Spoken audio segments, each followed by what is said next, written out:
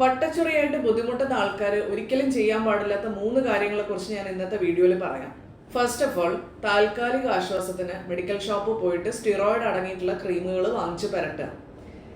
ബെക്ലോമെത്തസോൺ, ഫ്ലൂട്ടിക്കസോൺ എന്നൊക്കെ പേരുള്ള സ്റ്റിറോയിഡ് അടങ്ങിയിട്ടുള്ള ക്രീമുകൾ മാർക്കറ്റിൽ ലഭ്യമാണ്.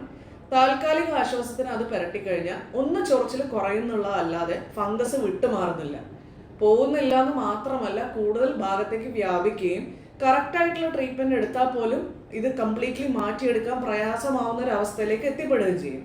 സോ ഒരിക്കലും സ്റ്റിറോയിഡ് അടങ്ങിയിട്ടുള്ള ക്രീമുകൾ സ്വയം പോയിട്ട് ഫാർമസിയിൽ നിന്ന് മേടിച്ചിട്ട് വട്ടച്ചൊറിയുള്ള ഭാഗത്ത് യൂസ് ചെയ്യരുത്. സെക്കൻഡ് തിങ്, നമ്മൾ യൂസ് ചെയ്യുന്ന ക്ലോത്തിങ്ങിനെ കുറിച്ചാണ്. പോളിസ്റ്റർ വസ്ത്രങ്ങൾ, അല്ലെങ്കിൽ ഇറുകിയ വസ്ത്രങ്ങൾ, നനഞ്ഞ വസ്ത്രം, ഇതൊന്നും വട്ടച്ചൊറിയുള്ള ആൾക്കാർ യൂസ് ചെയ്യരുത്. ഏറ്റവും best loose cotton dresses use ചെയ്യുന്നതാണ്. മൂന്നാമത്തെ കാര്യം, നമ്മൾ യൂസ് ചെയ്യുന്ന ഡ്രസ്സ്, തോർത്ത്, ഇതൊക്കെ വേറൊരാളുമായിട്ട് ഷെയർ ചെയ്യാതിരിക്കുക എന്നുള്ളതാണ്.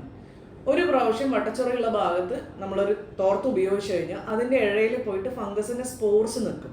അത് വേറൊരാൾ ഉപയോഗിക്കുമ്പോൾ ആ ഫംഗസിൻ്റെ സ്പോർസ് അടുത്ത ആളിലേക്ക് പകരും. സോ വേറൊരാളിലേക്കും നിങ്ങളുടെ കുടുംബക്കാരിലേക്കും ഒന്നും പകരാതിരിക്കാൻ വേണ്ടി തോർത്ത്, ഡ്രസ്സ് ഇതൊക്കെ സെപ്പറേറ്റ് തന്നെ വെക്കുക, സെപ്പറേറ്റ് തന്നെ വാഷ് ചെയ്യുക. ഈ കാര്യങ്ങളൊക്കെയാണ് വട്ടച്ചൊറിയുള്ള ആൾക്കാർ പ്രത്യേകം ശ്രദ്ധാപൂർവം ചെയ്യേണ്ട കാര്യങ്ങൾ. സ്കിൻ കെയറിനെ കുറിച്ചും സ്കിൻ ഡിസീസസിനെ കുറിച്ചും അറിയാനായിട്ട് സ്കിൻ സ്റ്റോറീസ് ചാനൽ ലൈക്ക് ചെയ്യുക, ഷെയർ ചെയ്യുക, സബ്സ്ക്രൈബ് ചെയ്യുക.